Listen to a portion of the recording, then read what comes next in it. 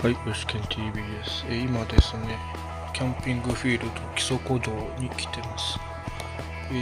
今3人で来てるんですけど、ベッドと自分は下で寝ます。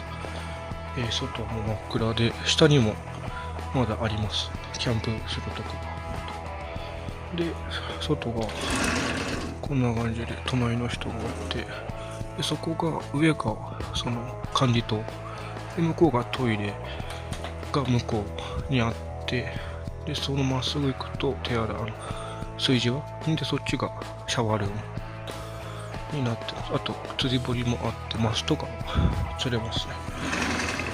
まあ自分は釣れなかったんですけど、友達が2匹ともう1人が1匹取りましたね。はい、こんな感じですね。で中は何にもないですね。蛍光灯とそこに火災報知器で、このストーブがで、このゲームやろうとしたんですけど、これ電池がなくてドライバーがないからできませんでしたね。で、こことあとここに電気がある。もう終わって、全部終わった感じですね。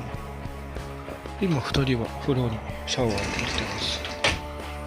とりあえず自分は待機ということで、あともうちょっとこういう人生ゲームしたりして楽しみたいと思います。ちょっとや